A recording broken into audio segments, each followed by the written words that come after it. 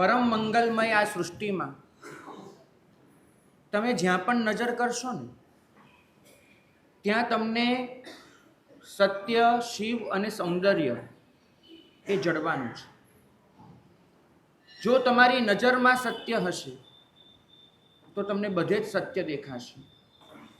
તમારી નજરમાં શિવ હશે તો બધે જ શિવના દર્શન થશે. તમારી નજરમાં જો સૌંદર્ય હશે તો તમારી નજર બધે સૌંદર્યને શોધી લેશે, પકડી લેશે.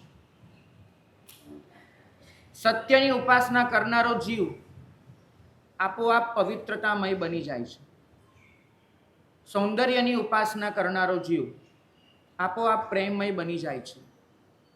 શિવની ઉપાસના કરનારો જીવ આપોઆપ પ્રસન્નતાથી છલકાઈ જાય છે. આ શાસન જે મળ્યું છે આપણને એ વાસ્તવમાં આ સૃષ્ટિના કણે કણમાં જે સત્ય ધરબાયેલું છે એને શોધવા માટે છે.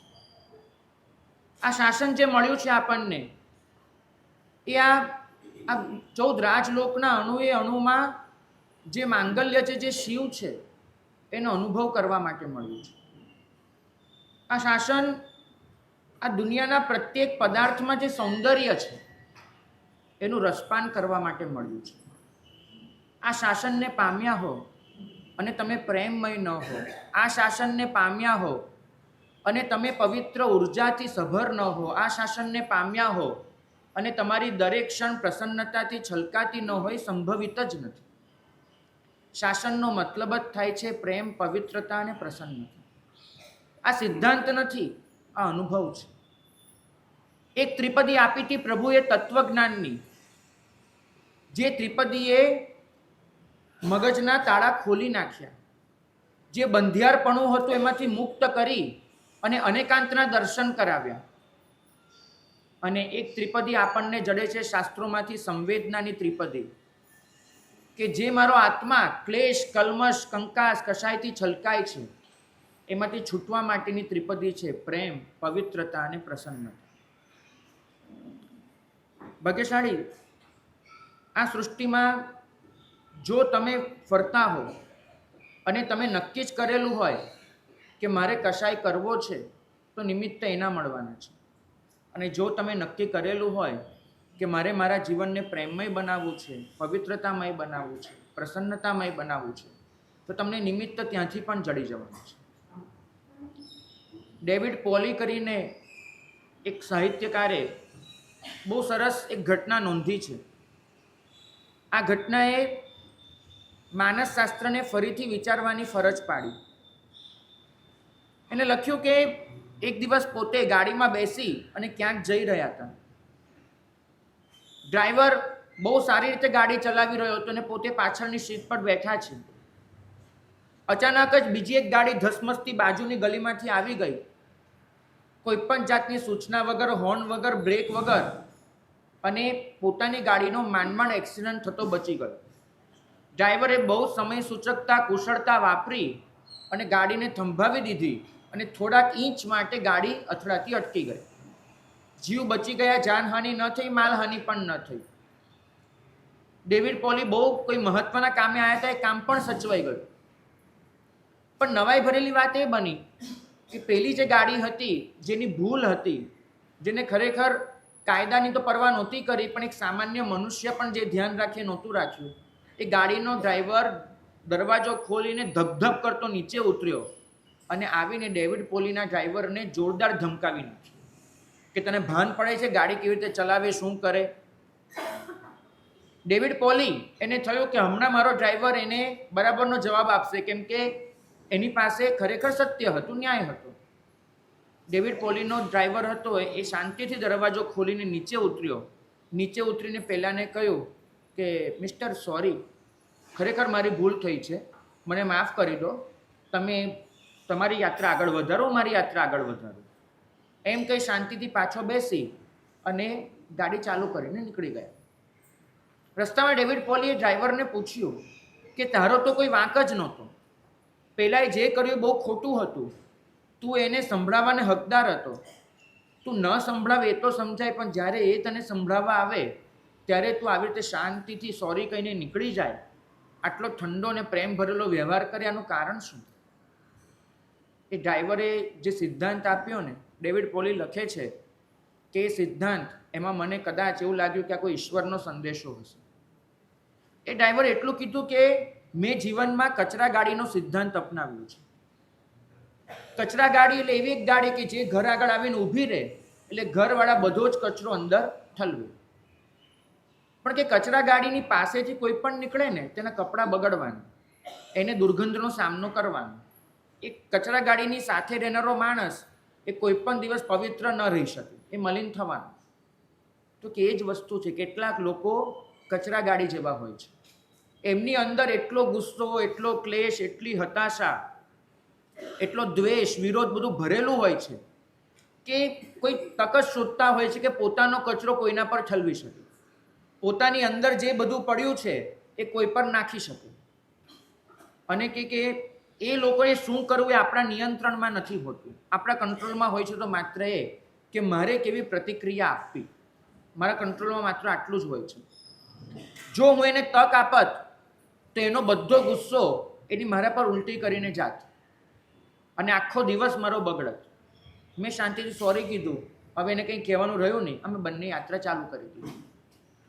બર્નાર્ડ શોએ બહુ સરસ લખ્યું હતું આ ઘટનાના સંદર્ભે કે ભૂંડ જોડે ક્યારે કુસ્તીમાં ઉતરવું નહીં. ભૂંડ હોય એની જોડે કુસ્તીમાં નહીં ઉતરવું. કેમ કે આપણે મલિન થઈશું અને એને મજા પડશે.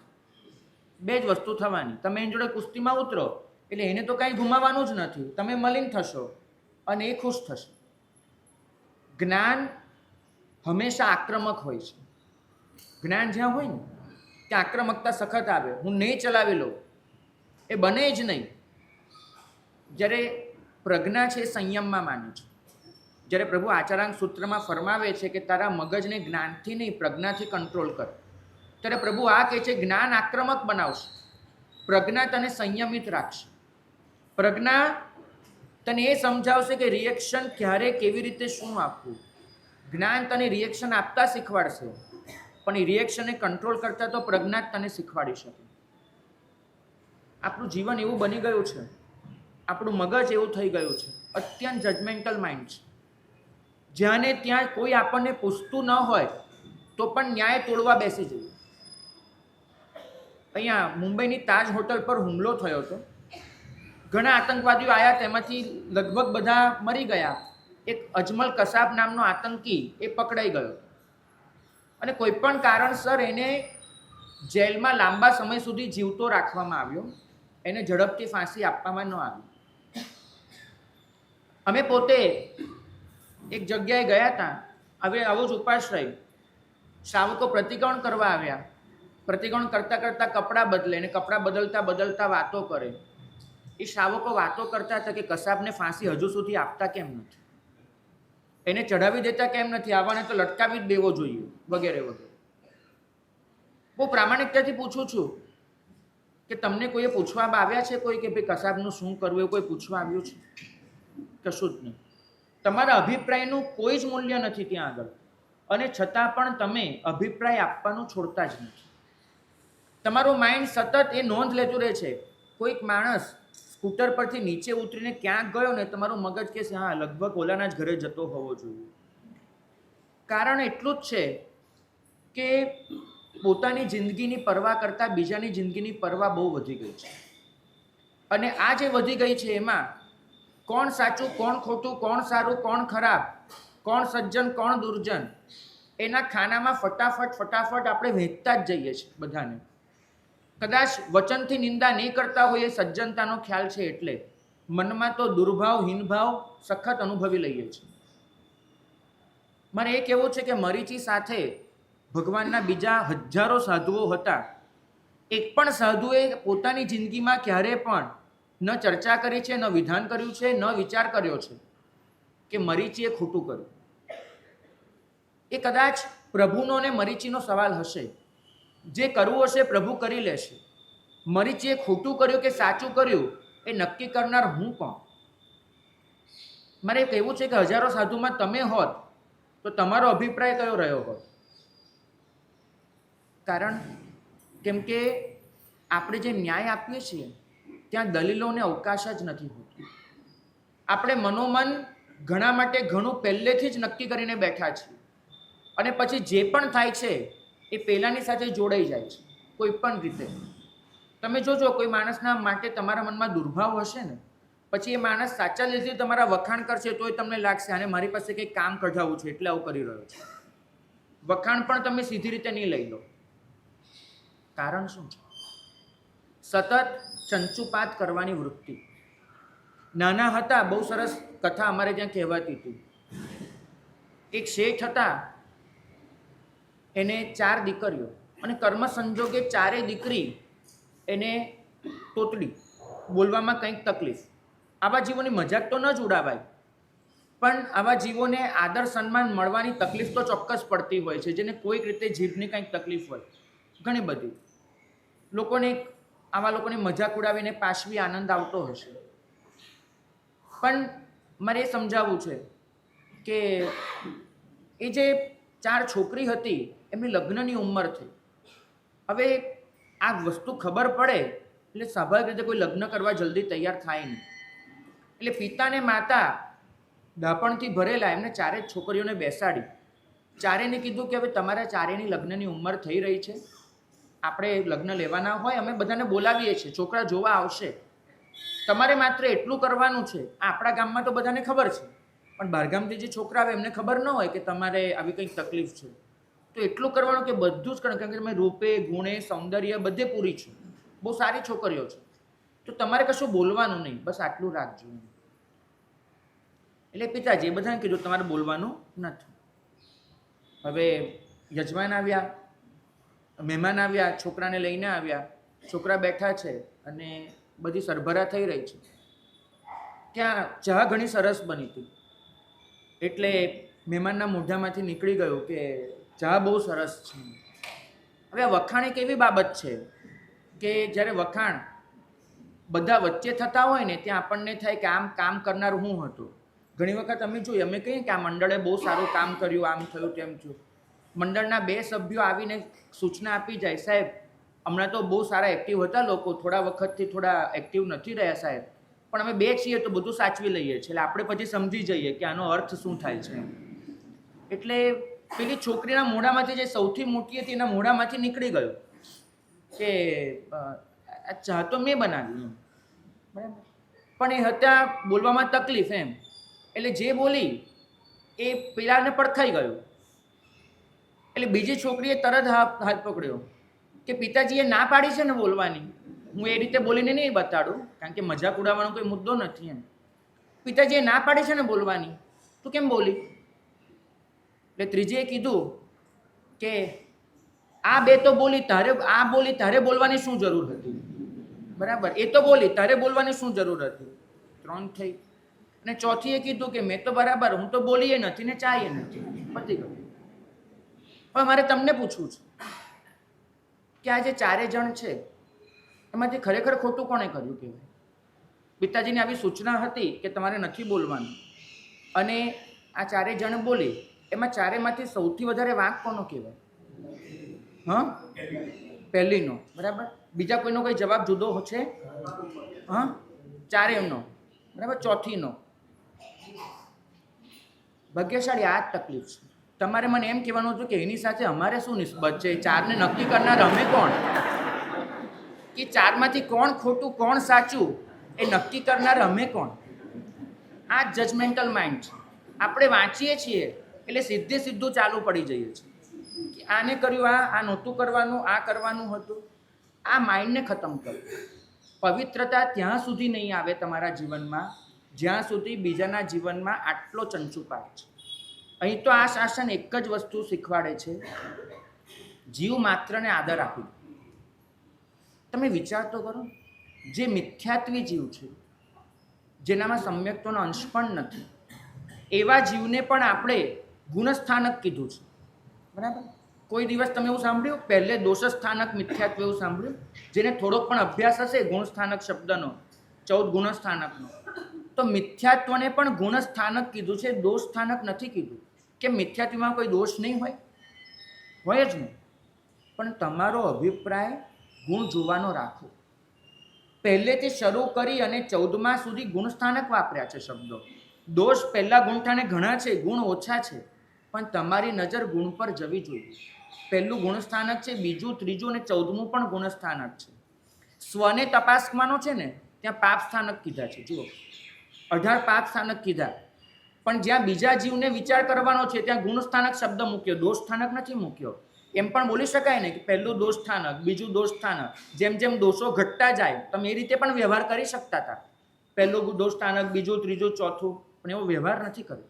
વ્યવહાર ગુણ સ્થાનકથી કર્યો છે. કારણ એટલું છે કે આ શાસન શીખવાડે છે કે તમારે જીવ માત્રમાં રહેલી કોઈ પણ સારી વાત એનો આદર કરવાનો છે, અને આદરનો મતલબ જ થાય છે કે એનામાં રહેલી પવિત્રતાનું તમે સન્માન કરો છો. અહીં તો શાસનની શરૂઆત જ આદરથી કરી છે. નમો હરિહંતાણમ બોલીને આદરથી શરૂઆત છે. અને એટલું જ શીખવાડ્યું છે કે જ્યાં પવિત્રતા છે ત્યાં તમારું માથું ઝૂકવું જોઈએ. જૈન શાસનની એકમાત્ર પ્રાર્થના નહીં, પણ આખી સૃષ્ટિની એકમાત્ર પ્રાર્થના છે કે જેમાં કોઈનું નામ નથી, માત્ર અસ્તિત્વની ઓળખાણ છે. મહાવીર સ્વામી કોઈકનું નામ હશે ને ઋષભદેવ કોઈકનું નામ હશે. અરિહંત કોઈનું નામ નથી, અરિહંત ઓળખાણ છે. અને એ ઓળખાણ જ્યાં જ્યાં છે ત્યાં બધે જ આદર આપી દેવાનો છે. અત્યારે તમે જ્યારે નમો અરિહંતાણમ બોલો ત્યારે નિગોદમાં રહેલા કે નરકમાં રહેલા અરિહંતના જીવને પણ નમસ્કાર થાય છે. નમો સર્વ સિદ્ધાણમ બોલો ત્યારે દુર્ગતિની કેદમાં સપડાયેલા સાધુપણામાં નહીં, પણ પોતાની અંદર સાધુ બનવાની યોગ્યતા લઈને બેઠેલા જીવને પણ તમે નમસ્કાર કરતા હો છો. આ શાસન તમને કેટલો આદર આપતા શીખવાડે છે એ વિચારજો. પવિત્રતાના મૂળમાં એ છે કે હું બીજાની પવિત્રતાનું સન્માન કરું. જ્યાં બીજાની પવિત્રતાનું સન્માન નથી એવી સ્વની પવિત્રતા એ લગભગ જડતા, કટ્ટરતા, જેહાદી મનોવલણ ધરાવતી થઈ જાય છે. અહીં તો સ્વયં તીર્થંકર પણ દીક્ષા લેતી વખતે નમસ્કાર કરે છે નમો સિદ્ધાણમ. સમવસ્ત્રણમાં જેટલી વખત દેશના આપે દર વખતે નમો તિથસ્સ કહી અને પછી સિંહાસન પર બેસે છે.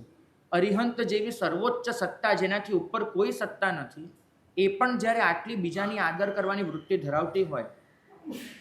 ભાગ્યશાળી, તમે એવું ન સમજતા કે જે વંદન કરે છે માત્ર એનામાં ફરક પડે છે. જેને વંદન થાય છે એનામાં પણ ફરક પડતો હોય છે. આ શાસનની આ બલિહારી છે. તમારું વંદન માત્ર તમારી અંદર પરિવર્તન લાવે છે એવું નથી. તમારું વંદન અમારી અંદર પણ કંઈક બદલાવ લાવે છે, પરિવર્તન લાવે છે. મારા ગુરુ ભગવંતની વાત કરું, પૂજ્યપાદ વિજય શીલચંદ્ર સુરી મહારાજ, એમની જોડે જ હું બેઠેલો.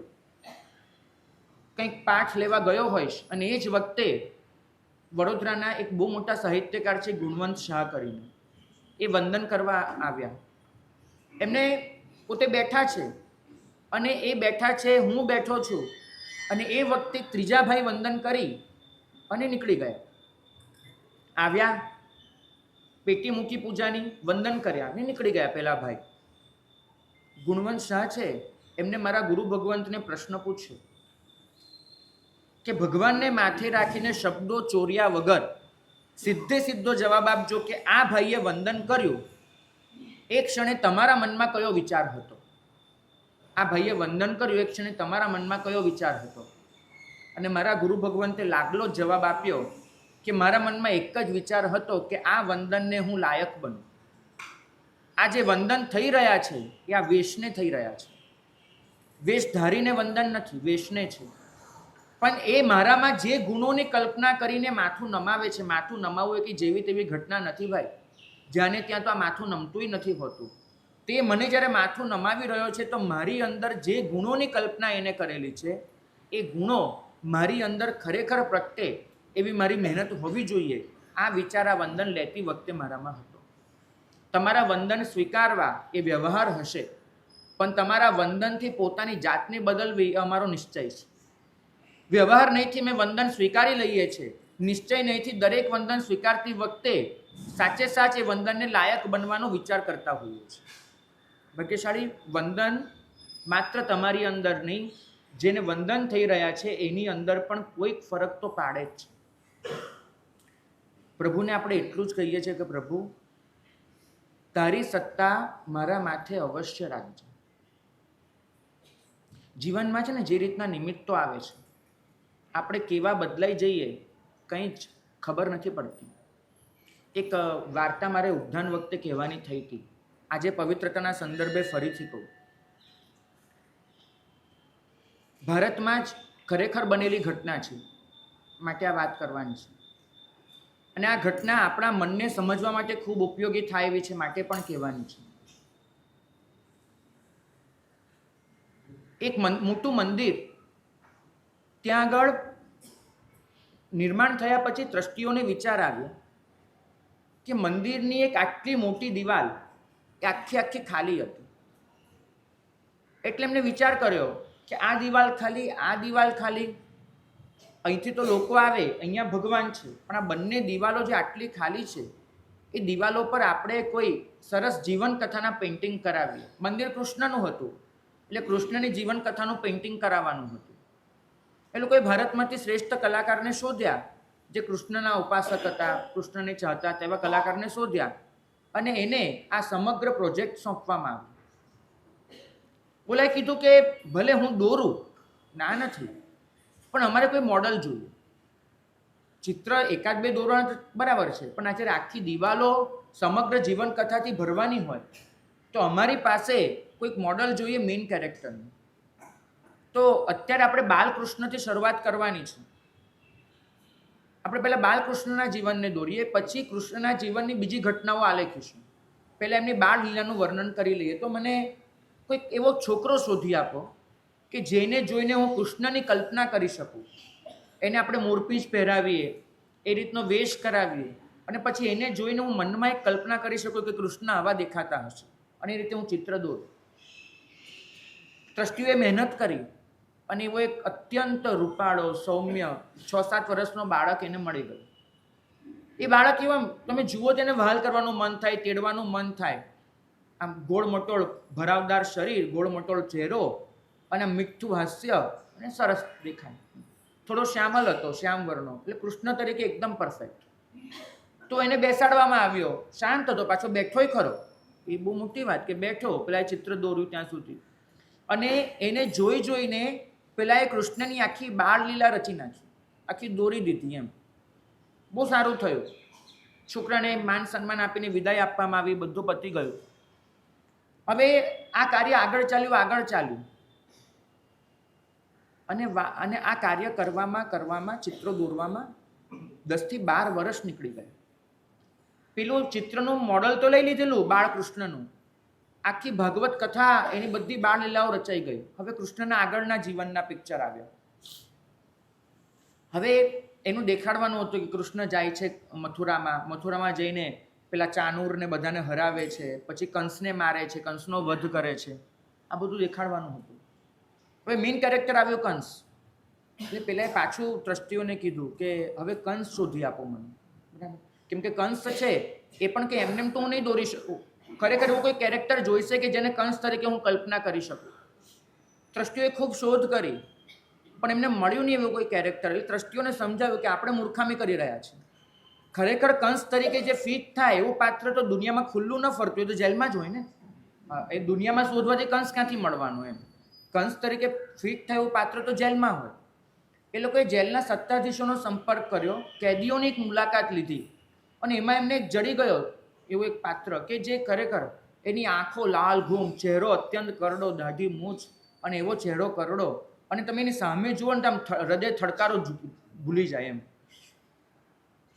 પેલા લોકો એને મનાવ્યો ટ્રસ્ટીઓએ કે ભાઈ અમે વાત કરીશું, તારી 2 વર્ષની સજા ઓછી કરાવી દઈશું, પણ તું કંસ તરીકે બેસવા તૈયાર થાય. બોલું તો કે આપણી પબ્લિસિટી થતી હોય, વાંધો શું છે ભાઈ, તૈયાર છીએ. પણ જેલવાળાએ કીધું કે આને જેલની બહાર તો નહીં કઢાય. તમારા ચિત્રકારને કહો કે કાગળ લઈને આવે, અહીંયા એકવાર ઉતારી લે, પછી દિવાલો પર પછી પેઇન્ટિંગ કરે. એકવાર એને બોલાવો. ચિત્રકાર આવ્યો, એના મદદનીશો આવ્યા, બધા બેઠા છે અને ચિત્રકાર છે એને ચાલુ કર્યું દોરવાનું. પણ અચાનક એ અટકી ગયો. એને કીધું કે મારાથી આનું ચિત્ર દોરી નહીં શકાય. બધા કીધું કેમ? તો કે એની સામે તો જુઓ. અને પેલાની આંખમાંથી ડળક ડળક આંસુ પડે. આજ સુધી જેના ચહેરા પર ક્રૂરતા અને કઠોરતા સિવાય કશું જ કોઈએ જોયું નથી, એની આંખમાંથી ડળક ડળક આંસુ પડે. બધાએ પૂછ્યું શું થયું ભાઈ? તો કે આ ચિત્રકાર મને કૃષ્ણ તરીકે દોરવા આવ્યા. હું જ્યારે 8 વર્ષનો હતો ત્યારે મને કૃષ્ણ તરીકે દોરવા આવ્યા હતા.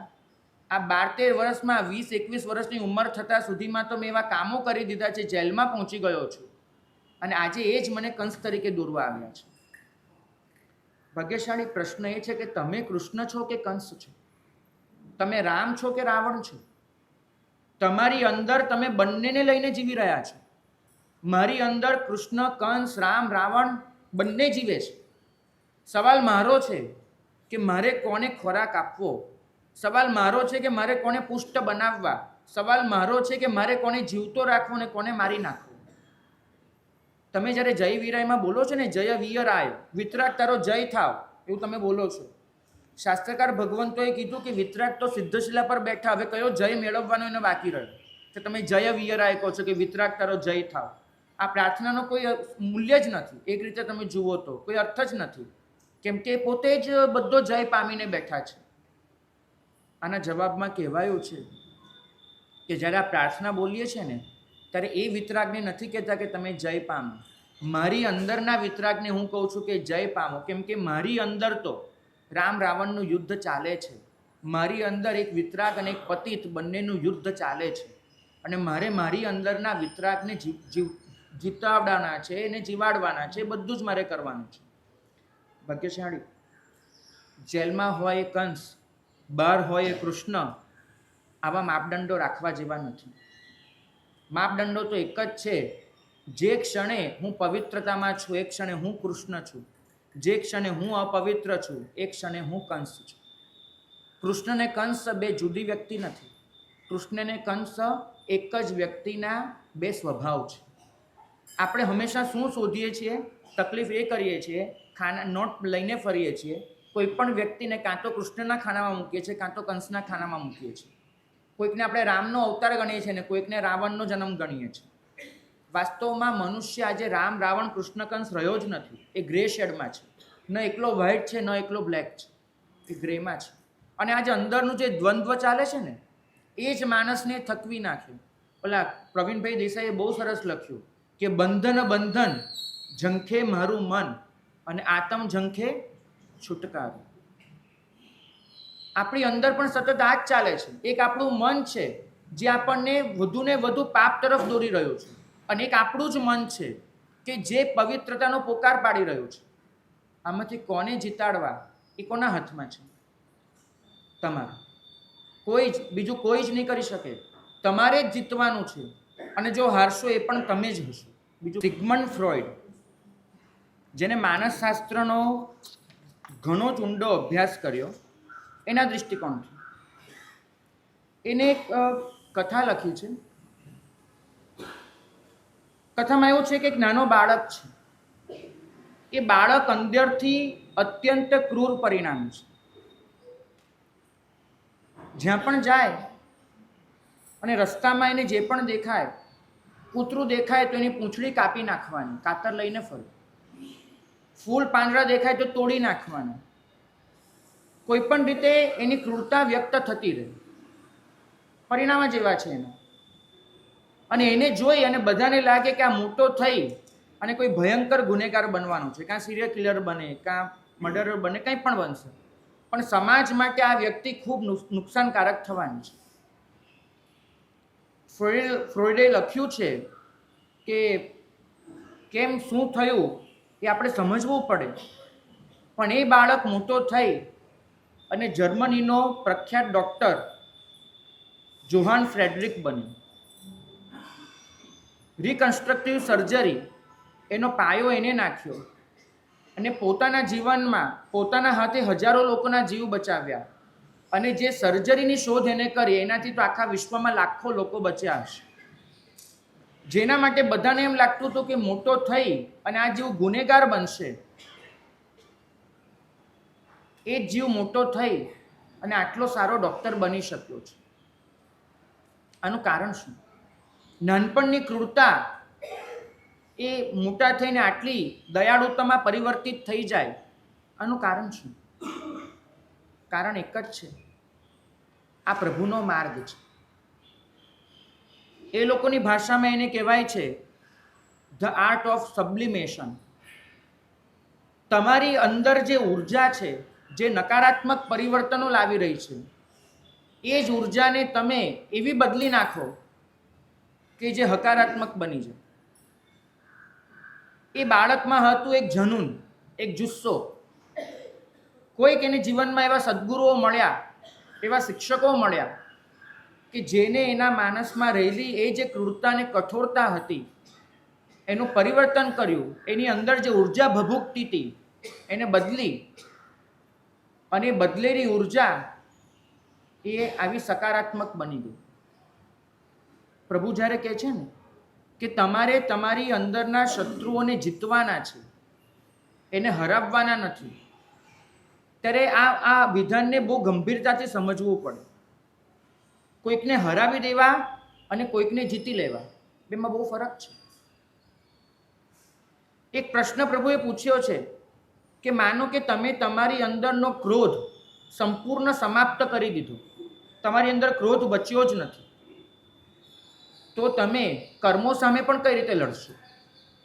મારી અંદર જો ક્રોધ નથી, વીર્ય નથી, પરાક્રમ નથી, હું કર્મો સામે પણ કઈ રીતે લડીશ?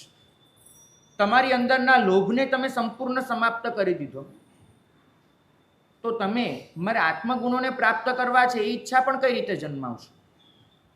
ટૂંકમાં આપણે ન તો ક્રોધને હરાવવાનો છે, ન લોભને નષ્ટ કરવાનો છે. આપણે તો એ જ ક્રોધ, એ જ લોભ, એનો ઉપયોગ એ રીતે કરી લેવાનો છે કે જેના બળે આપણે એનો ફાયદો ઉઠાવી શકીએ. ક્રોધને સમાપ્ત નથી કરવાનો, ક્રોધનો વિષય બદલી નાખવાનો છે. જે મારો ક્રોધ દુન્યવી પદાર્થો કે વ્યક્તિઓ પર અભિવ્યક્ત થતો રહે છે, એ જ ક્રોધને મારે મારા કર્મ શત્રુઓ સામે કામે લગાડી દેવાનું છે. જે લોભ મારો આ ભૌતિક પદાર્થોમાં પથરાય છે, એ જ લોભને મારે ધ આર્ટ ઓફ સબ્લિમેશન, એ જ મારો લોભ એને મારે લગાડી દેવાનો છે એ જગ્યાએ કે હું મારા આત્મગુણોની પ્રાપ્તિ માટે તલપાપડ બની જાઉં. અજીતનાથ પ્રભુના સ્તવનમાં જે કહ્યું છે ને કે જેણે તે જીત્યા રે તેને હું જીત્યો રે, એવું નથી લખ્યું ને જેણે તે હરાવ્યા રે તેને હું હાર્યો રે, એવું નથી લખ્યું. હરાવવાનો મતલબ થાય છે કે એ વ્યક્તિને ચૂપ કરી દેવી, એ વ્યક્તિને શાંત કરી દેવી, ચૂપ કરી દેવી. તમે લોકો જ્યારે કોઈની સાથે દલીલમાં ઉતરો ને ત્યારે તમે એમ માનતા હો છો કે જેનો છેલ્લો બોલ હોય એ જીત્યો, જે ચૂપ થઈ જાય હાર્યો. તમે દલીલોથી કોઈને ચૂપ કરી શકો, તમે કન્વિન્સ ન કરી શકો. ફરક સમજજો. જીતવું એટલે એ વ્યક્તિને પોતાની બનાવી લેવી, હરાવવું એટલે એને નબળી પુરવાર કરીને કાયમ માટે એના મનમાં તમારા માટેનો દ્વેષ ઊભો કરી દેવો. હારનાર હંમેશા તમારા માટેનો દ્વેષ રાખતો હોય છે, જીતાયેલો માણસ તમારો બની જતો હોય છે. તમે શું કરવા નીકળ્યા છો? કોઈકને હરાવવા કે કોઈકને જીતવા? એ નક્કી કરજો. આ શાસન ક્રોધ અને લોભને હરાવવા માટેનું શાસન નથી. આ શાસન તમારી અંદર તમે જે દુર્ગુણો લઈને બેઠા છો એ દુર્ગુણો આખરે તો કોઈક નકારાત્મક ઉર્જા છે. આ નકારાત્મક ઉર્જાને સમાપ્ત કરવા માટેનું આ શાસન નથી, કેમ કે ઉર્જા સમાપ્ત થઈ ગઈ તો તમે તદ્દન નિર્વીર્ય અને નપુંસક બની જવાના. એનું કોઈ કામ જ નથી આ શાસનમાં. અહીં તો તમારે એ જ તમારી ઉર્જા એને એવી રીતે પરિવર્તિત કરવાની છે કે એ જ ઉર્જા એ સારામાં સારું કાર્ય કરી શકે. ભાગ્યશાળી. વિયેટનામના યુદ્ધમાં અમેરિકા કેટલું સંડોવાયેલું એ આપણે સૌ જાણીએ છીએ. યુદ્ધ જ્યારે પૂરું થયું એ પછી વર્ષો વીત્યા અને વર્ષો પછી એ યુદ્ધમાં ભાગ લેનાર એક સૈનિક મેજર એને એક જાહેર ઇવેન્ટમાં ધ્રુસકે એવી પોક મૂકી હતી કે લોકો માટે આશ્ચર્ય હતું કે મેજરને કર્નલની પોસ્ટ સુધી પહોંચેલો માણસ આટલી હદના ધ્રુસકા શેના મૂકે છે. એને પૂછવામાં આવ્યું કે આટલું રડવાનું શેના માટે? તો ત્યાં કોઈક એવા સદગુરુનું પ્રવચન ચાલતું હતું જેને પ્રેમ વિશે પ્રવચન આપ્યું હતું. પેલાએ જાહેરમાં કીધું કે આજ સુધી જે મારું પાપ કોઈ જાણતું નથી એ મારે આજે ખુલ્લું કરવું છે. વિયેટનામના યુદ્ધમાં વિયેટનામના ગેરિલા સૈનિકોએ હુમલો કર્યો હતો અને એ હુમલામાં મેં મારો અત્યંત પ્રિય સાથીદાર ગુમાવી દીધો હતો. એ મરી ગયો હતો, જેના માટે મને બહુ જ પ્રેમ હતો, જેને હું મારો મિત્રની પણ ભાઈ ગણતો હતો. એ સાથીદાર પેલા સૈનિકોએ મારી નાખ્યો. મને વિયેટનામની પ્રજા પર એટલો ગુસ્સો આવ્યો, મેં નક્કી કર્યું કે આ મોતનો બદલો લઈશ. અને મોતનો બદલો મેં અત્યંત ક્રૂર રીતે લીધો. નજીકમાં જે ગામ હતું, જે ગામના લોકો તદ્દન નિર્દોષ હતા, જેને મારી સાથે કોઈ દુશ્મનાવટ નહોતી, આ સૈન્ય વચ્ચેનું યુદ્ધ હતું. હું એ ગામમાં ગયો. ગામની બહાર જે જળાશય હતું ત્યાં આગળ 5 બાળકો રમી રહ્યા હતા. મેં લોકો સાથે જઈને ગમ્મત કરી, રમત કરી અને છેવટે 5 બાળકોને સેન્ડવિચ ખાવા માટે આપી. પણ એ સેન્ડવિચમાં મેં ઝેર ભેરવેલું હતું. 5 બાળકો સાવ માસૂમ 8 થી 12 વર્ષના બાળકો હતા. એ 5ને મેં ઝેર ભરેલી સેન્ડવિચ આપી દીધી ખાવા માટે. અને પછી એ લોકો દોડીને પોતાના મા બાપ પાસે ન પહોંચી જાય, દોડીને જળાશયમાં ન જતા રહે, કેમ કે ઝેર અંદર જાય એટલે તરસ લાગે, એ લોકોને પાણી ન મળે. મા બાપ પાસે જાય ને મા બાપ કદાચ કોઈ દવા કરાવે, ઉલટી કરાવી નાખે ને ઝેર બહાર કાઢી નાખે તો આ લોકો બચી જાય, ન બચી જાય એના માટે એ 5 બાળક આગળ હું ઊભો રહ્યો. મેં ન તો એમને પાણી પીવા જવા દીધા, ન મા બાપ પાસે જવા દીધા. અને 5 જણાએ તડપીને ત્યાં પ્રાણ આપી દીધા. એ 5 મર્યા. ત્યારે મારા જીવને સંતોષ થયો કે મેં મારા ભાઈના મૃત્યુનો બદલો લીધો. બગીચાએ કોઈ કલ્પના નથી, આ બનેલી ઘટના છે. અને પેલાએ એ દિવસે જાહેરમાં ધ્રુસકે રડતા વાત કરી કે આજે હું આ ઘટનાથી ત્રાસી ગયો છું. સંવેદનશીલ લોકો માટે સૌથી અઘરું શું હોય છે ખબર છે? આવેશમાં આવીને કશુંક કરી નાખ્યું પછી જે જિંદગીભરનો પસ્તાવો હોય ને, એ સહન કરવો સંવેદનશીલ જીવ માટે બહુ જ અઘરો હોય. ન તો એ પોતાની જાતને માફ કરી શકે, ન તો ભૂતકાળને બદલી શકે. ભૂતકાળને બદલવાનું આપણા હાથમાં નથી અને પોતાની જાતને માફ કરવાનું એને સૌ બહુ અઘરું લાગે. પરિણામ એ આવે અંદરથી ને અંદરથી જીવ ખલાસ થતો જાય. ન માફી આપી શકાય. બીજાને માફ કરી દેવાનું તો સહેલું હોય છે, પણ પોતે જે ભૂલ કરીને આવ્યો છે એ પોતાની જાતને માફ કરવી ને બહુ અઘરું હોય છે, બહુ જ અઘરું. આપણે ત્યાં બીજાને માફી આપવા માટે ને માંગવા માટે શબ્દ છે મિચ્છામિ દુક્કડમ, પણ પોતાની જાતને માફ કરવા માટે શબ્દ છે અપ્પાણમ વોસિરામી. એકમાં તમે મિચ્છામિ દુક્કડમ કહીને બીજા આગળ માફી માંગી લેતા હો છો, પણ જ્યાં માફી માંગનાર પણ તમે છો, માફી આપનાર પણ તમે જ છો અને માફી હોવી જોઈએ એવું નક્કી કરનાર પણ તમે છો, ત્યાં તમે શું કરશો? અપ્પાણમ વોસિરામી. મારા એ આત્મદ્રવ્યના એ પર્યાયને હું ભૂસી નાખવા માંગુ છું. ભાગ્યશાળી ત્યાં જે સદગુરુ બેઠા હતા એમને પેલા સૈનિકને સમજાવ્યો કે ભૂતકાળને બદલવો તારા હાથમાં નથી. તું કદાચ અત્યારે વિયેટનામ જાય, પેલા 5 બાળકના મા બાપને શોધી કાઢે, એના ભાઈ ભંડરનાને શોધે, એની આગળ તું માફી માંગે, સોરી કહી દે, એ લોકોને તું કંઈક આપી પણ દે એના બદલામાં, તેથી પણ પેલા 5 બાળકો પાછા નથી આવવાના અને તારા મનને સંતોષ નથી થવાનો. તારે એક જ કામ કરવું પડે, સેલ્ફ હિલિંગ. તારે તારી જાતને જ હવે રૂઝ લાવવી પડે, બરાબર? અને સેલ્ફ હિલિંગ કહેવાય. પોતાની જાતને તમે રૂઝ આપો. આનું એક જ થઈ શકે ભાઈ, 5ને માર્યા છે, 50ને જીવાડી દે, તો જ તું આમાંથી બહાર નીકળી શકીશ. એ સૈનિકે એક ક્ષણથી જ પ્રતિજ્ઞા કરી અને બહાર જઈને NGO ખોલ્યું અને એ NGOએ સેંકડો બાળકોને જે તરછોડાયેલા હતા, અનાથ હતા, કોઈ પણ રીતે દુઃખી હતા, વંચિત હતા, એ બાળકો માટે ખૂબ કામ કરી અને એ બાળકોને સમાજમાં એક સન્માનીય સ્થળે પહોંચાડ્યા, એમને જીવાડ્યા. ભાગ્યશાળી પ્રભુ એ જ કહે છે કે તમારો નિયમ, તમે જે પણ નિયમ લો છો એ સેલ્ફ હિલિંગનો હોવો જોઈએ, તમારા ભૂતકાળની ભૂલોને ભૂંસવા માટેનો હોવો જોઈએ અને તમે તમારી જાતને માફ કરી શકો એના માટેનો નિયમ હોવો જોઈએ. જો નિયમ એ માત્ર આપણા માટે ગર્વ કરવાનું સાધન બની જાય કે માત્ર એક નોંધ લેવાનું સાધન બની જાય તો એવા નિયમનું આ શાસનમાં કોઈ જ મૂલ્ય નથી, કોઈ જ નથી. નિયમો ક્યાંક પહોંચવાની નિસરણી છે. તમે અહીંથી ઉપર પહોંચવા માંગો છો તો તમે નિસરણીનો ઉપયોગ કરો છો. નિયમ એ નિસરણી છે, નિયમનો ગર્વ ન હોય. ભગવાન બુદ્ધે બહુ સરસ સમજાવ્યું હતું એમને કહ્યું હતું કે માણસ શું કરે છે. એમને એક ઉદાહરણ આપ્યું કે એક વ્યક્તિ છે એ નદી કિનારે ગઈ. તો એને એમ કે નદી છે હું પગે ચાલીને ઓળંગી જઈશ, પણ નદીમાં અચાનક પાણી એટલું વધી ગયું હતું કે પગે ચાલીને ઓળંગી શકે એમ હતો નહીં, અને સામે કિનારે પહોંચવું તો બહુ જ જરૂરી હતું. તો પોતાને થોડોક અનુભવ હતો એટલે આજુબાજુમાંથી એ લાકડાના પાટિયા વીણી લાવ્યો. એ વીણી લાવી અને પેલા ઝાડના વેલા હોય, રેસા હોય એ લઈ એ પાટિયાને બાંધ્યા, અને બાંધીને એક તરાપા જેવું બનાવ્યું. હોડી હોય ને એમાં ચારે બાજુ બોર્ડર હોય, તરાપો એટલે ખાલી પાટિયા જોડેલા હોય દોરીથી ફિટ કરેલા, એના પર બેસી જવાનું, હાથથી આમ કરી કે બીજી કોઈ રીતે હલેસા આપીને સામે પહોંચી જવાનું, અને તરાપો કહેવાય.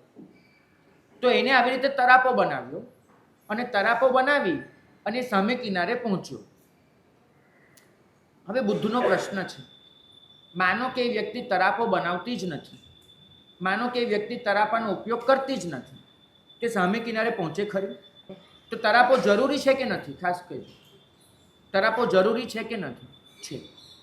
પણ એ વ્યક્તિને શું થયું કે તરાપા માટે એક પ્રેમ થઈ ગયો, એક લગાવ થઈ ગયો તરાપા માટે, કે આ તરાપો હતો તો હું સામે આવ્યો, આ તરાપો હતો તો જીવતો પહોંચ્યો, આ તરાપો હતો તો મારું કામ થશે. એટલે એ વ્યક્તિ કિનારે ઉતર્યા પછી પણ પેલો તરાપો એને પોતે ખભા પર બાંધી લીધો કે હવે આ તરાપાને હું ક્યારેય નહીં છોડું, કેમ કે તરાપો મારા માટે બહુ સારો છે, ઉપકારી છે. અને પછી તરાપો લઈને ફર્યા કરે. હવે મને કહેજો કે એને જ્યારે જમીન પર ચાલવાનું છે ત્યારે તરાપો ઉપયોગી ખરો કે નહીં? તમારો હમણાં જવાબ તો જુદો હતો થોડીક વખત પહેલાં. તરાપો ઉપયોગી છે કે નથી? આનો જવાબમાં હા કે ના તમે શું કહો છો? અત્યારે કે પહેલાં?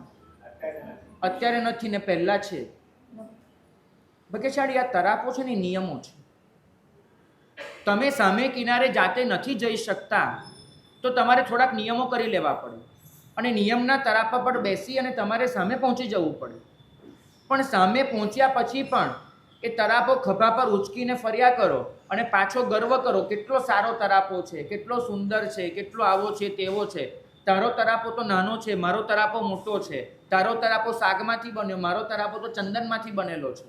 આવી રીતે કોઈ વ્યક્તિ તરાપો ઉચકીને ફરે અને તરાપાનું અભિમાન કરે તે વાજબી કહેવાય કે નથી?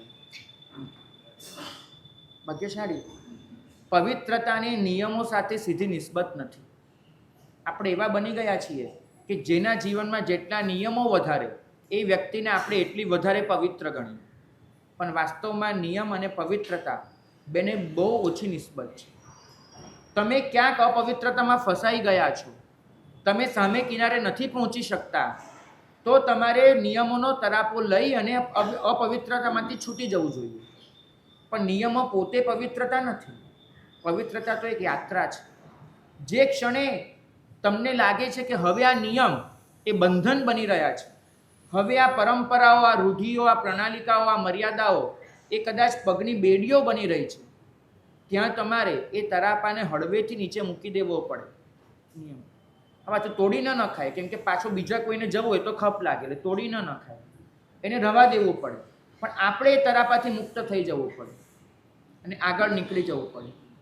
પછી તમે તરાપો ઉચકીને ફરશો તો તમારી ગતિ જ ઘટવાની છે, તમારી ઝડપ જ ઓછી થવાની છે. વાસ્તવમાં નિયમ અને સહજતા બંને એકબીજાના પૂરક છે. પ્રભુએ જ્યારે ધર્મ આપ્યો ને ત્યારે ધર્મના 3 પ્રકાર દેખાડ્યા. અમે પહેલા દિવસે જ અમને શીખવાડે, ધમ્મો મંગલ મુક્તિઠમ, અહિંસા સંજમો તવ. અહિંસા, સંયમ અને તપ, 3 ધર્મ આપ્યા. નિયમને ક્યાંય સ્થાન આપ્યું છે આમાં? અહિંસા નિયમો તવો એવું કીધું નહીં કીધું. અહિંસા, સંયમ અને તપ કીધું. નિયમ અને સંયમમાં ફરક સમજજો, ખરેખર સમજજો. નિયમ છે એ કોઈક પ્રતિજ્ઞા છે, સંયમ એ સહજ અનુભવ છે તમારો. જેમ કે તમે નિયમ કરી શકો કે મારે મેસૂબની બાધા, તમે એવો નિયમ કરી શકો, પણ તમે તપાસજો કે 15 વર્ષ સુધી આ બાધા પાડ્યા પછી તમારો ધારો કે બાધા પૂરી થઈ, નિયમ ખુલ્લો થયો અને મેસૂબનો કટકો મોઢામાં ગયો, એક ક્ષણે જો રસના જાગે છે તમારી, એક ક્ષણે તમને એમ થાય છે કે આહા બહુ સરસ, તેનો મતલબ સમજવો કે 15 વર્ષ સુધી મેસૂબનો નિયમ હતો, સંયમ નહોતો. નિયમોથી તમે રોકાઈ શકો છો, તમારી અંદરની વૃત્તિઓને બદલી નથી શકતા. નિયમ કદાચ પ્રવૃત્તિને અસર કરી શકે છે, વૃત્તિને નહીં. તો નિયમ જરૂરી છે, પણ એ 15 વર્ષમાં મારે મારું સત્વ પણ ડેવલપ કરવું જોઈએ કે હવે પછી મેસૂબની કણી મોઢામાં મુકાય ને ત્યારે મને એમાં રસ ન આપવો જોઈએ. તો મેં સંયમની સાધના કરી કહેવાશે. પ્રભુ જ્યારે વાત કરે છે સંયમની, ત્યારે એમ કહે છે કે જે નિયમ તમારું લક્ષ્ય પ્રાપ્ત કરવામાં તમને સહાયભૂત નથી બનતા, એ નિયમનું આ શાસનમાં ઝાઝું મૂલ્ય નથી.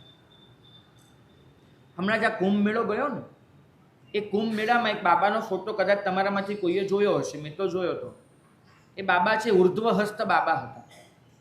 એમને છેલ્લા 22 વર્ષથી હાથ આમ કરેલો હતો, એ નીચે મૂક્યો જ નથી. 22 વર્ષથી હાથ આમ કરીને જ પોતે રહ્યા છે, બરાબર? ઉર્ધ્વહસ્ત બાબા. તમને શું લાગે છે એ બાબાએ બહુ મોટું પરાક્રમ કર્યું? એ બાબાએ બહુ મોટા કંઈ સંયમ એટલે મોક્ષ માર્ગમાં આગળ વધી ગયા એવું લાગે છે? કારણ કે 22 વર્ષ હાથ આમ રાખ્યો કે આમ રાખ્યો, એનાથી કોઈ ફરક નથી પડતો. કોઈ ફરક નથી પડતો. ફરક તો પડે છે કે તમારો નિયમ તમારી અંદર કોઈ શુદ્ધિ અને પવિત્રતા લાવી આપે. બાકી ઘણી વખત તો આવા નિયમો એ ઉપરથી અહંકારના બંધનમાં ગ્રસ્ત કરે છે કે મેં 22 વર્ષથી હાથ નીચે નથી લીધો. પ્રભુ જ્યારે કમઠને સમજાવે છે ને, ત્યારે આ જ વસ્તુ સમજાવે છે કે ભાઈ લક્ષ્યની સ્પષ્ટતા વગરનું તપ એ જ બાળ તપ છે. તારી પાસે લક્ષ્ય જ નથી સ્પષ્ટ, આત્મશુદ્ધિ કે પવિત્રતા, અને તું કર્યા કરે આ બધું તપ, એ બાળ તપ બની જશે. અને અનેક જૈનોનું જીવન મેં જે રીતે જોયું, પછી મને લાગે છે કે કદાચ નિયમો પર નિયમો થતા જાય છે, પણ જે સંયમ આવવો જોઈએ, જીવનમાં શુદ્ધિ અને પવિત્રતા આવવી જોઈએ, એ નથી આવતું. સહજતા ખોરવાતી જાય છે. અંદરની જે સહજ રુજુતા અને કોમળતા હોય એ પણ નષ્ટ થતી જાય છે. નિયમ કરનારો માણસ જાણે અજાણે એવું માનવા માંડે છે કે હું બીજાથી કાંઈક જુદો છું, ઊંચો છું, સારો છું વગેરે. એટલે બીજા માટેનો ક્યાંક હીનભાવ પણ અંદર આવી જાય છે. કેમ? નિયમ જો તમારા આ બધા દુર્ગુણોનો પોષક બની રહ્યો છે તો બંધ કરી દેજો. નાનપણમાં મને એક દિવસમાં અમુક ગાથા કરવી એવો નિયમ ગુરુ ભગવંતે આપેલો, અને રોજે રોજ એ નિયમ લગભગ પૂરો પણ કરો. એક દિવસ એક વડીલ તમારા જેવા એ મને વંદન કરવા આવ્યા, બેઠા, જમાનાના બહુ જ પરિચિત હશે, અનુભવી હશે. મને એમને કહ્યું કે મહારાજ રોજની કેટલી ગાથા કરો? તો મેં આંકડો આપ્યો. મને કે તમારે નિયમ છે આવો કોઈ કે રોજની આટલી કરવી જ? તો મેં કીધું હા. અને જે દિવસ ત્યાં નિયમ લીધો ને, આજ સુધી એક પણ દિવસે નિયમ તૂટ્યો નથી મારાથી. કર્યું એટલે કર્યું જ છે, ગમે તે સંજોગોમાં. તો મને કહે કે મારા સાહેબ વિનંતી છે મારી, હવે અઠવાડિયું એક પણ નવી ગાથા ન કરો તો ન ચાલે. મારી વિનંતી છે કે એક અઠવાડિયું નવી ગાથા હવે નહીં કરતા. બરાબર? સ્વાભાવિક રીતે શ્રાવકો તો એવું કહેવાય ને કે મારા સાહેબ બહુ અનુમોદના, તમે બહુ સારું કરી રહ્યા છો, આ ચાલુ રાખજો. આ શ્રાવકે વિનંતી કરી કે એક અઠવાડિયું હવે નવી ગાથા નહીં કરતા. તો મને પણ આશ્ચર્ય થયું. નાનો હતો, આટલી સમજણ નહોતી. તો મને કહે કે જો માને છે, ઘણી વખત એવું બને છે કે આપણે જે સારું કરીએ ને એ સારું પણ ઘૂંટાઈને અહંકાર બની જાય કે હું રોજે આટલી ગાથા કરું જ છું, હું આ કરું જ છું, મારાથી તો આ થાય જ. કે જે ક્ષણે આ પ્રવેશ થાય ને એ ક્ષણે તમારે એ કરવાનું છોડી દેવું. એટલે તમને જાત છે ને બહુ નાની લાગશે, વામણી લાગશે. અને હવે પછી તમે કોઈને કહી નહીં શકો કે મેં નિયમ ક્યારેય તોડ્યો નથી. તમે સાપોઆપ અહંભાવમાં દાખલ નહીં થાવ, કેમ કે તમને સમજાશે કે તમે નિયમ ક્યાંક તોડીને આવ્યા છો. તમને સમજાશે. મને કહે કે મહારાજ ગાથા કરવી ને એ આપણો ટાર્ગેટ ક્યારેય ન હોય. ટાર્ગેટ એ હોય કે આપણે આપણા અહંભાવથી બચવું છે. જો તમારી ગાથાઓ તમને, તમારો નિયમ તમને આમાંથી બચાવી ન શકે તો પછી એ નિયમનો કોઈ મતલબ ખરો? કદાચ એ દિવસે મને ભાઈની વાત સાચી પણ નહોતી લાગી, અને મને થયું હતું કે કદાચ આને હાથ પકડીને મારા ગુરુ મહારાજ પાસે લઈ જાઓ કે આને કંઈક બોધ આપો કે મને ગાથા કરવાની ના પાડે છે. આજે મને સમજાય છે કે ભાઈ બહુ સાચા હતા.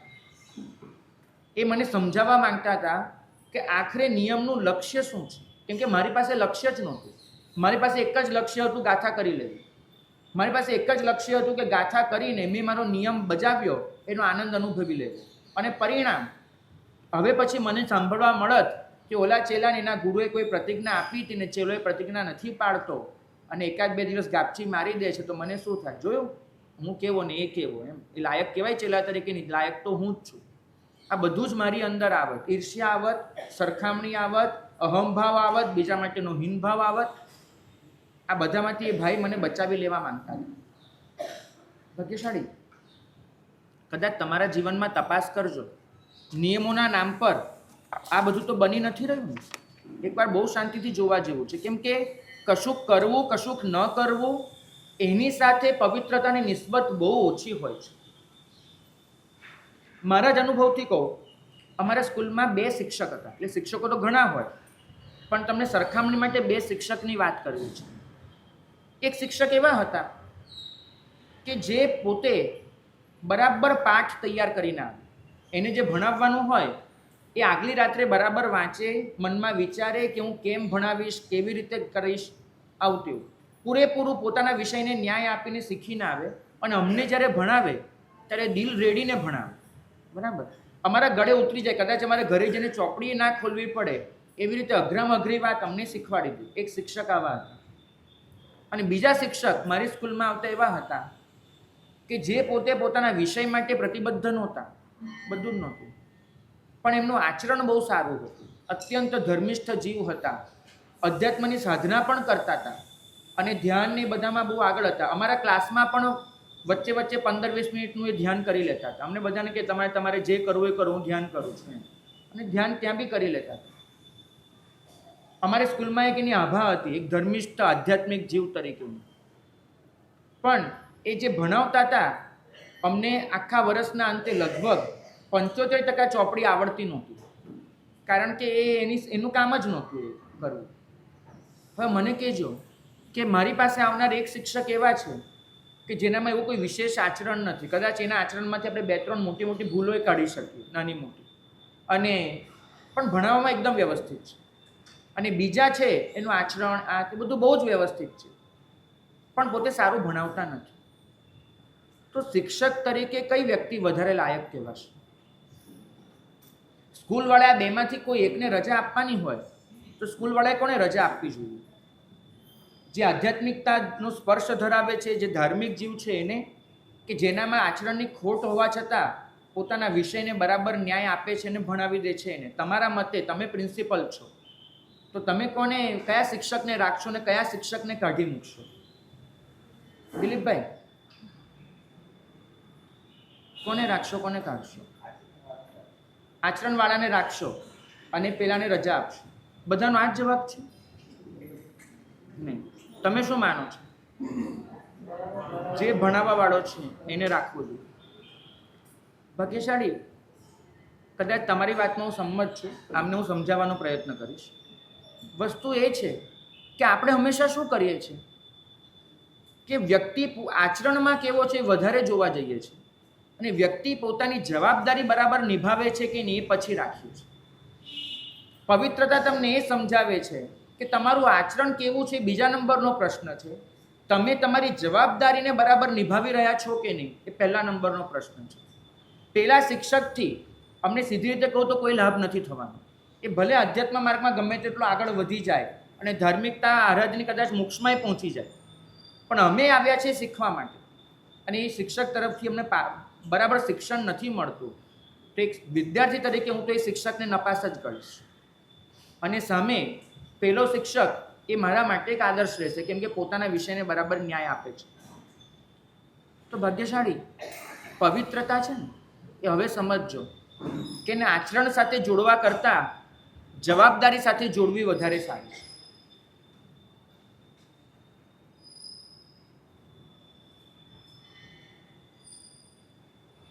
પ્રશ્ન છે કે અમે સારું કરીએ એનો ગર્વ અનુભવીએ એને પ્રશસ્ત ન કહેવાય? તો ના, એને પ્રશસ્ત ગર્વ નથી કહેવાતું.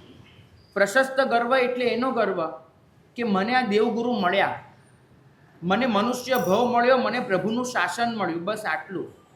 પણ આ શાસનમાં તમે આરાધનાનો ગર્વ કરવા જશો તે તો અપ્રશસ્ત થઈ જવાનું છે.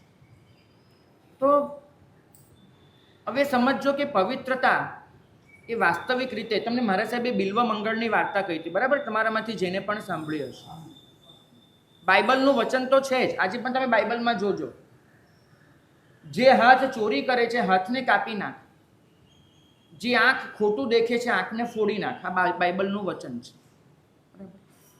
તમને શું લાગે છે મહાવીર સ્વામી આ વચનમાં સહી કરે નીચે?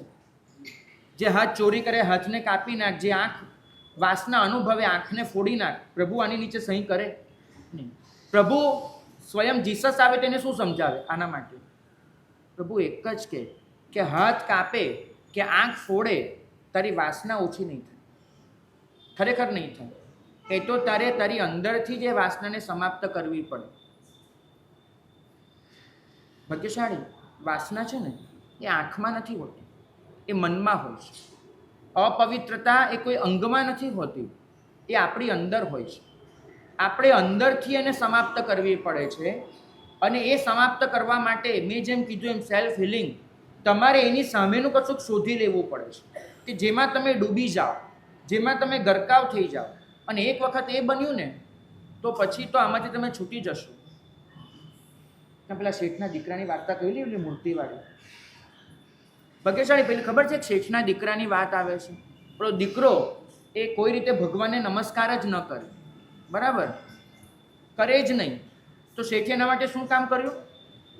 ઘરનો દરવાજો 4 ફૂટનો કરાવી નાખ્યો અને દરવાજા ઉપર એક મૂર્તિ મૂકી દીધી, બરાબર, એને કર્યું હતું.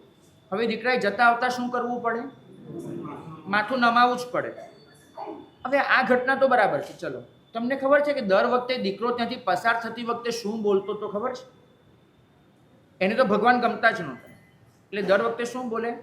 આ મારો બાપ અક્કલ વગરનો કેવો છે, આ દરવાજો નીચો કરી નાખ્યો, આ ભગવાનને માથું નમાવવાનું, આમ કરવાનું, તેમ કરવાનું. એને જેટલી વખત એ દરવાજામાંથી પસાર થયો છે દર વખતે ભગવાનને ગાળો આપી છે, વિરોધ કર્યો છે. અને વિરોધ એવો તો ઘૂંટાઈ ગયો કે સ્વયંભૂ રમણ સમુદ્રમાં એ માછલું બન્યો અને સામે ભગવાનની મૂર્તિના આકારનું કોઈ માછલું દેખાયો તો પણ એને ભગવાન યાદ આવી ગયા. હવે તમે આ કથાને બહુ સારા સંદર્ભમાં લો છો કે બાપાએ આવા કામ તો કરવા જ જોઈએ, દરવાજો નાનો કરીને પણ માથું નમાવડાવવું જોઈએ, બરાબર, ઠીક છે, ચલો. એ જુદા સંદર્ભે વિચારો. દીકરાએ માથું જે નમાવ્યું એ પ્રશસ્ત રીતે નમાવ્યું હતું કે અપ્રશસ્ત રીતે? અપ્રશસ્ત રીતે. દીકરાએ લાગણીથી માથું નમાવ્યું હતું કે વિરોધથી નમાવ્યું હતું? વિરોધથી, પરાણે. અને છતાં પણ ભવાંતરમાં જ એના આકારનું બીજું કશુંક દેખાઈ ગયું તો પણ યાદ આવી ગયું. સમજવાનો પ્રયત્ન કરજો કે તમે જેનો વિરોધ કરો છો ને એની વધારે નજીક જતા રહો છો, પછી એ સારું હોય કે ખરાબ. તમે જેને વિરોધ કરવા માટે થઈને, કારણ કે પ્રભુ કહે છે સમજજો, વિરોધ કરવા માટે પણ સતત તમારે એ વસ્તુને ઘૂંટવી પડે છે. ધારો કે તમે નક્કી કરો છો કે મારે વાસનાગ્રસ્ત નથી બનવું, મારે વાસનાથી છૂટવું છે, તો હવે તમારે શેના પર ધ્યાન આપવું પડશે? વાસના પર. અને તમે જોજો કે અત્યાર સુધી તમે જે મુક્ત હતા એ બધું જ તમારે હવે ધ્યાન આપવું પડશે એના પર, ઘૂંટવું પડશે, વાસના વાસના વાસના. અને કદાચ તમે જોજો કે આમ કરતાં કરતાં તમે ઓર નજીક જતા રહેશો, જેનાથી તમે બચવા માંગતા હતા એની ઓર નજીક જતા રહેશો. કારણ કે વિરોધ કરવા માટે પણ તમારે એ જ વસ્તુને ઘૂંટવી પડે છે. પ્રભુ શું કહે છે? પ્રભુ કહે છે એ ન કરો, લડવા ન બેસો, પ્રતિપક્ષ અપનાવી લો. તમે વાસના વધી ગઈ છે તમારામાં, પરમ તત્વના પ્રેમમાં ડૂબી જાઓ, વાસના જતી રહેશે. તમારી અંદર અપવિત્રતા વધી ગઈ છે, પવિત્ર કાર્યોમાં પરોવાઈ જાઓ, અપવિત્રતા ક્યાંય રફુચક્કર થઈ જશે. તમારો વિષાદ વધી ગયો છે, જ્યાં પ્રસન્નતા છે એના વાતાવરણના ભાગ બની જાઓ, તમારો વિષાદ વિસરાઈ જશે. ભાગ્યશાળી. અપવિત્રતા સામે લડવા કરતાં વધારે સહેલું છે અને વધારે સારું છે કે હું પવિત્રતામાં જોડાઈ છું. બાકી તો છે ને લાખ પ્રવચન સાંભળો, દુર્યોધનની જેમ કહીને ઊભા રહી જશો કે બધું જ જાણું છું, કરી શકતો કશું જ નથી. કદાચ તમારી હાલત પણ આવી જ થઈ ગઈ છે, જાણો છો બધું જ. આ ક્ષણે હું પાઠ પરથી નીચે ઉતરી જાઉં અને તમને બેસાડું તો તમે આ બધું જ પ્રવચન આપી શકો એમ છો, મને પાક્કી ખાતરી છે, બધું જ. પણ છતાંય કરી શકતા નથી. આવી હાલત એટલે થઈ છે કેમ કે તમે લડવા ઉતર્યા છો. આમાં લડવા ન ઉતરાય, પ્રતિપક્ષમાં પરોવાઈ જવાય. અપવિત્રતા એનો પ્રતિપક્ષ શું થશે? પવિત્રતા. જ્યાં જ્યાં તમને અપવિત્રતા દેખાય છે ત્યાં તમે પવિત્રતાના નિમિત્ત શોધ્યું. ઉપાધ્યાયજી મહારાજનું એક સ્તવન આજે આપણે લેવું છે. હમ મગન ભયે પ્રભુ ધ્યાનમ. આ સ્તવન શરૂ થાય અને આ સ્તવન પૂરું થાય, તમે જો 100% એમાં પરોવાઈ જઈને સાંભળ્યું હોય, તમે પોતે મને કહેજો કે તમારી અંદર કેટલી પવિત્રતા વધી છે, મને કહેજો. કારણ કે તમે જેટલા પવિત્રતાની નજીક રહેશો એટલા પવિત્ર થશો, જેટલા અપવિત્રતાની નજીક જશો એટલા અપવિત્ર થશો. ભાગ્યશાળી કાદવ સાફ કરનારા માણસના કપડાં ચોખ્ખા રહે ખરા? કાદવ સાફ કરનારના કપડાં ચોખ્ખા નથી હોતા. કપડાં ચોખ્ખા રાખીને મારે કાદવથી દૂર થવું હોય તો શું કરવું પડે? કાદવ છોડી અને મારે બગીચામાં જતા રહેવું પડે. આ જ રસ્તો છે. હું શું કરું છું? ઉકરડાનો અફસોસ કરું છું. ઉકરડો એની સામે લડવા બેસું છું. ઉકરડાને હટાવવાની મહેનત કરું છું. અને ઉકરડાને હટાવવાની મહેનત કરેલો માણસ તમારી જોડે આવશે ને, તમે નાકનું ટીચકું ચડાવશો એટલે કેવો ગંધાઈ શકું. કારણ કે જે ઉકરડાની નજીક છે, ઉકરડાને હટાવવા માટે પણ એ સ્વયં ઉકરડા જેવો બની જશે. પણ જે વ્યક્તિ ઉકરડાથી દૂર થઈ જાય છે અને બગીચામાં ચાલ્યો જાય છે, એ તમારી પાસે આવશે તો તમે શું કહેશો?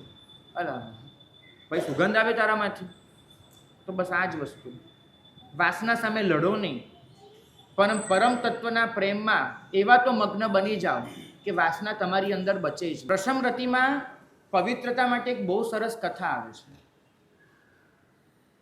આપણી આંખો શું બધું જ ખોલી નાખે એવી કથા છે. એક વ્યક્તિ, એને પવિત્રતાનો ખૂબ આગ્રહ, બ્રાહ્મણ છે, પણ જ્યાં પણ પવિત્રતા પવિત્રતા પવિત્રતા, બસ એક જ વસ્તુ જોઈએ. એટલે જે પણ આવે ને એમ કહી દે, અહીંયા આમ કરો, અહીંયા આમ કરો, અહીંયા પડદા લગાડો, અહીંયા આમ કરો, અને એમ કરીને બસ મથ્યા કરે. કોઈ રીતે પવિત્રતા સચવાઈ. હવે એને થયું શું કે એક દિવસ ભૂલમાં ભાઈ પોતાના ઘરે રસોડામાં જઈ ચડ્યો અને એની શ્રાવિકા બ્રાહ્મણી રસોઈ બનાવી. હવે રસોઈ બનાવતી હતી, એ બનાવતા એને પેલી દાળ બનાવી હશે, વઘારી હશે, તો ચાખવા માટે આમ કડછો હાથમાં લીધો અને ઓલું આમ કર્યું ને આમ ચાખ્યું અને પાછો એ જ હાથ એને લગાડ્યો. તો કે આ તો અભડાઈ ગઈ, આ એઠી થઈ ગઈ રસોઈ, આ મારાથી કેવી રીતે ખવાય? ઘરવાળીને કહી દીધું કે આજથી મારો ઉપવાસ, તારા હાથનું ખાવું જ નહીં, તને કંઈ ભાન જ નથી પડતું, આવી રીતે તું રસોઈ બધી એઠી કરી નાખી, મારી અપવિત્રતા થઈ ગઈ, હું નહીં ખાઉં. એટલે નક્કી કર્યું કે બજારમાંથી કંઈક લઈ આવો, બજારમાં ચોખ્ખું મળતું હશે. તો ભાઈ લેવા ગયો. કે બજારમાં તો જ્યાં ને ત્યાં નજર કરી તો જે પણ જુએ, કોઈના પર ધૂળ ઉડેલી, કોઈના પર માખી બેઠેલી, કોઈના પર આ થયેલું નહીં. જઈને સીધું શિવજી આગળ પ્રતિજ્ઞા કરી કે આ નગરમાં છું ત્યાં સુધી પાણી પીધા સિવાય બીજું કાંઈ જ લઉં નહીં, બસ પાણી જ. નક્કી કર્યું ચોખ્ખામાં ચોખ્ખું પાણી ક્યાં મળે? કે બધું અભરાયેલું પાણી હોય, કોને હાથ લગાડ્યા, કોને શું કર્યું. પેલો હરિજન છે, પેલામાંથી પાણી પીએ, અને પાણી તો ઉર્જાનું વાહક કહેવાય. આખરે એક ટાંકીનું પાણી હરિજન બી પીએ, એક ટાંકીનું પાણી હું બી પીવું, ચાલે જ નહીં. સીધું નદીમાંથી પાણી પી આવીશ. નદી આગળ હરિજનો જતા નથી, નિયમ કરેલો છે, ત્યાંથી પાણી પીશ. તો ભાઈ સાહેબ નદીમાં પાણી પીવા ગયા. પાણી આમ લઈને પીવા જાય તો નદીમાં પેલી માછલી તરે, એ માછલીએ પાણી મોઢામાં ભર્યું અને જોરથી કોગળો કર્યો. પેલું ફૂંક ઉડે ને, માછલી તો હવે કરવાની છે એમ. હાલ તો માછલી પાણી એઠું કરી નાખ્યું, પાણી ન પીવાય મારાથી, આ આટલી અપવિત્રતા. તેને તે દિવસે ઘરે જઈ પોતાની બધી મિલકત ભેગી કરી. ઘરવાળીને કીધું ઘર તને ભળે, છોકરાને કીધું તમે જે રીતે જીવવું એ જીવજો. પોતાની ગુજરાન ચાલી મિલકત લીધી અને ઉપવાસના પચકા લીધા, નિર્જળા ઉપવાસ. જઈને બેઠો, હોડીવાળાને મળ્યો. હોડીવાળાને કે જો ભાઈ, તું એવી જગ્યાએ લઈ જા જ્યાં માણસ નામની કોઈ વસ્તુ ન હોય, એવી જગ્યાએ લઈ જા જ્યાં કોઈ માણસ રહેતું ન હોય, એટલે કશું અપવિત્ર ન હોય એવી જગ્યાએ મને પહોંચાડી. એટલે પેલા હોડીવાળાએ કીધું ભલે, આવો તો કોઈ પહેલી વાર મળ્યો હતો, એટલે લઈ જાઉં ભાઈ. અને લઈ ગયો ને એક ટાપુ પર. એ ટાપુ પર એક પણ માણસ નહીં. પેલો બ્રાહ્મણ કે હાશ, હવે મારી પવિત્રતા સચવાઈ જશે, કોઈ નજરે દેખવાનું જ નહીં, કોઈ કરવાનું જ નહીં, હવે હું પવિત્ર સચવાઈ જશે. ભાઈ રહી ગયો. પેલા હોડીવાળાને વિદાય કરી દીધી. હોડીવાળો કે ભાઈ જાન પાછા બેસવું તો બેસી જાઓ, અહીં બીજું કોઈ જ આવતું નથી, તમને મન થશે પાછા આવવાનું, તમે પહોંચી નહીં શકો, બેસવું તો બેસી જાઓ. તો કીધું જા, કોણ આવે તારી સાથે? ગયો. પેલો બ્રાહ્મણ હવે વિચાર કરે, આખા ટાપુ પર ફર્યો. પહેલી ગોઠવણ કઈ કરવી પડે? ખાવાની. બીજી ગોઠવણ કરવી પડે રહેવાની. રહેવા માટે તો કોઈ ગુફા મળી ગઈ તો કે આપણે અહીંયા રહીશું. ગુફાને વાળી જોડીને ચોખ્ખી કરી, આસન પાથર્યું, ઓમ નમઃ શિવાય જાપ બાપ ચાલુ કર્યા. ખાવાનું તો જોવે, તો ખાવા માટે નીકળ્યો ભાઈ. હવે ટાપુ એવો જ્યાં કોઈ રહે નહીં, તો કોઈ ન રહે તો ખેતીએ થાય, તો ખેતીએ ન હોય, કશું ઉગે નહીં. તો ટાપુ પર એની જાતે ઉગતી હતી માત્ર શેરડી. શેરડી સિવાય કશું ઉગે નહીં. એટલે આને નક્કી કર્યું કંઈ વાંધો નહીં, શેરડી ખાઈને જીવન કાઢીશું, એમાં શું છે ભાઈ. તો ભાઈએ તે શેરડી કાપીને લીધી, દાંતથી છોલી, રસ લીધો અને ચલી ગયું. સવારે શેરડી, બપોરે શેરડી, સાંજે શેરડી. 2 દીમાં તો દાંત, પેઢા, હોઠ બધું જ છોલાઈ ગયું. તમે શેરડીને મોઢાથી છોલછોલ કરો તો થાય શું? એમ બધું જ છોલાઈ ગયું 2 દીમાં. તો હવે ખાવું શું? શેરડી મોઢી અડાડવા જાય, હોઠ ફાટી ગયા હતા, પેઢા ચીરાઈ ગયા હતા, દાંત કકડે, બીજું કાંઈ તો બનતું નથી. તો ખાવું શું? ઓર તપાસ કરવા નીકળ્યો. તો તપાસ કરતાં કરતાં એને જોયું કે આ ટાપુ પર બીજી એક વનસ્પતિ ઉગે છે, જમીન સરથી ઉગે છે, જમીનમાંથી ઉગે છે. અને એ જે વનસ્પતિ છે એના પાંદડા કે બીજું કશું દેખાતું નથી, પણ જગ્યાએ જગ્યાએ વનસ્પતિના ફળો પથરાયેલા છે. બરાબર, અલગ અલગ જગ્યાએ એ વનસ્પતિના ફળો એ મુકાયેલા છે. એને બહુ તપાસ કરી, પણ એને ક્યાંય એ ડાળખી પાંદડું કશું દેખાયું નહીં. પણ બધા જ ફળો આમ અલગ અલગ જગ્યાએ આમ જમીન પર હતા. એટલે વિચાર કર્યો કે આ કંઈક ભૂમિ એવી હશે કે જમીનમાંથી આમ કંઈક છોડ નીકળતા હશે, આપણે ક્યાં પંચાયત કરવી એમ. ચાખી તો જો આ ફળ કેવા છે. તો ભાઈએ ફળ લઈને ચાખ્યું તો ગળ્યું ગળ્યું લાગ્યું, એને સારું લાગ્યું. તો કે બસ આ સારું. એને તપાસ કરી આખા ટાપુ પર, તો કે બધી જ જગ્યા ફળો છે. હા, કેટલા સરસ. અને ભાઈએ પછી ગુજરાતની ફળોથી ચાલુ કર્યું. બીજું તો કંઈ પ્રોબ્લેમ હતો નહીં. પાણી માટે વ્યવસ્થા વિચારી, આપણે ક્યાં એઠું પાણી પીવું, માછલાનું એઠું પાણી કોણ પીએ. તો ટાપુ પર વરસાદ પડતો હતો એટલે એને પેલું પાત્ર એક બાંધી દીધું, વરસાદનું પાણી લઈને પી લેવાનું, એઠું તો હોય નહીં, અને આ જમીન પર ઉગેલા ફળો ખાઈ લેવાનું. 15-20 દિવસ વીત્યા હશે અને ટાપુ પર એક વહાણ આવ્યું. એ પેલો બ્રાહ્મણ દોડીને પહોંચી ગયો. એકે જણે ઉતરવાનું નથી, ખબરદાર, કોઈએ ઉતરવાનું નથી. તમારા માલિકો એને બોલાવો. પેલો માલિક આવ્યો. તારા ટાપુ પર, તારા વાહન પર એક પણ હરિજન નથી ને? પહેલાં મને એ કહી દેજો. તું તો કોઈ ઉજળી કોમનો લાગે ભાઈ, તું કોઈ પવિત્ર લાગે, પણ તારા વાહન પર એકે હરિજન નથી ને? પેલો કે ભલા, પહેલાં એ તો પૂછું અહીંયા શેના માટે આવ્યો છું? હું આ શેરડી લેવા આવ્યો છું, શેરડીનો વેપારી છું. અહીંયા મફતમાં શેરડી મળે છે. તું હવે તે દર મહિને 1.5 મહિને અહીંયા આવું, આ વાહન લઈને આવું. 15-20 મજૂરો હોય મારી સાથે, બીજા 2-3 ગુમાસ્તા હોય. અમે આ શેરડી કાપી કાપીને ભરીએ, આખું વાહન ભરીએ એનાથી, અને જઈને શેરડી વેચી નાખીએ, કમાઈએ. આ જ અમારો ધંધો. હવે આ 15-20 મજૂર છે એ તો હરિજન જ હોવાના ને, બીજા કયા મજૂર મળવાના છે? તો કે એક કામ કરજે ભાઈ, હું ગુફામાં બેસી જાઉં છું, તારા સિવાય કોઈને પણ ગુફા આગળ આવવા નહીં દેતો. એક પણ હરિજન ગુફા આગળ મને ન જોઈએ, બરાબર છે? તમે તમારું કામ કરીને ફટાફટ અહીંથી નીકળી જાઓ.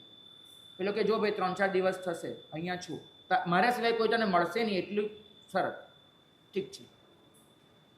પેલો બ્રાહ્મણ તો ગુફામાં જતો રહ્યો. બીજે દિવસે ઓલો શેઠ એને મળવા ગયો કે ભૂદેવ, એક પ્રશ્ન છે મારો. કે પાણી કેવી રીતે પીવો અહીંયા? તો કે આ બાંધ્યું ને, આ જો. તો ખાવો શું અહીંયા તમે? આ શેરડી તો કંઈ આખો મહિનો ખવાય નહીં, અહીંયા બીજું કોઈ તો છે નહીં, આખા ટાપુ પર તમારા સિવાય કોઈ દેખાતું નથી, તો ખાવો શું તમે અહીંયા? તો કે એમ, તું શું માને? અમારા ભૂદેવની અક્કલ છે ને 4 આંગળ ઉપર હોય, તું શું માને? તને દેખાડું હું શું ખાઉં છું? મેં જીવનમાં નક્કી કરેલું, પવિત્ર સિવાય કશું ખાવું નહીં. એટલે એ નિયમનો અહીંયા આવ્યો ને તે દિવસથી હવે મારા જે જાપ થાય છે, હવે મને જે ધ્યાન લાગી જાય છે, આમ આંખો મીચું ને અંદર ઉતરી જાઉં છું, બસ. પણ ભૂદેવ 1 મિનિટ દેખાડો તો ખરા, હું ખાવ. તો પેલો લઈ ગયો. રસ્તામાં કહેતો જાય, પેલી માછલીને જોઈ, ઓલી માખીને જોઈ, મારી બૈરીને જોઈ, આમ થયું તેમ થયું. પેલો મરંગ હસ્યા કરે કે આલે બોલવા દે ભાઈ, આ રીતે જીવન તો આ જ છે, બીજું શું છે? અમે લોકો ઘરે ગોચરી ઓરવા જઈએ અને પૂછે, એટલે તમે ચાખ્યું તો કે નથી ચાખેલું, તમને ગોચરી જ ન મળે. આ લોકો એમને તો રસોઈ જ ન બનાવે, તમે ક્યાં પૂછવા જઈએ ભાઈ? તો સમજી જ લેવાનું કે બધું હોય. તે પેલો હસ્યા કરે. અને ભૂદેવ લઈ ગયા બ્રાહ્મણ એને કે જો આ મેદાન, આ બધા ફળો દેખાય છે ને જમીન પર, આ ફળો ખાઈ અને અમે મારું જીવન ગુજરે છે ભાઈ, કેવા મીઠા મીઠા ફળો છે. બોલો વેપારી તો ખડ ખડ ખડ હશે, પેલા ભૂદેવ આ મારું વાહન છે ને આખે આખું શેરડીથી ભરાઈ જાય એટલા માટે અમે જ્યારે અહીંયા વાહન લઈને આવીએ ને ત્યારે વાહનમાં અમે કોઈ ખોરાક નથી રાખતા, માત્ર એક દિવસનો ખોરાક રાખીએ અહીંયા પહોંચીએ ત્યાં સુધીનો. પછી 4 દી અમે લોકો શેરડી જ ખાઈએ, બીજું કંઈ ખાઈએ નહીં અમે લોકો. અને 4 દી શેરડી ખાઈએ ને તો પછી એનું વિસર્જન તો કરવું પડે ને ભાઈ. તો અમે આ બધું આ વિસર્જન કરીએ. હવે એકલી શેરડી જ ખાધેલી હોય, બીજું કશું ખાધેલું હોય નહીં, એટલે તને ગળ્યું ગળ્યું લાગતું હશે ભાઈ.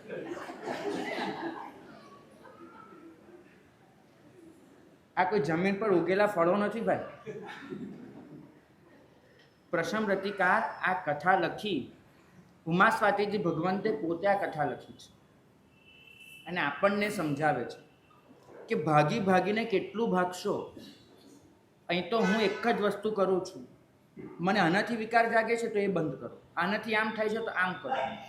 તમે કેટલા નિમિત્તોથી બચવાના છો, કેટલાથી? એટલે બામણ જેવી દશા થઈ જશે પછી કે પવિત્રતા પૂરેપૂરી કેળવવા જતા એના જેટલું અપવિત્ર કોઈ ન રહ્યું.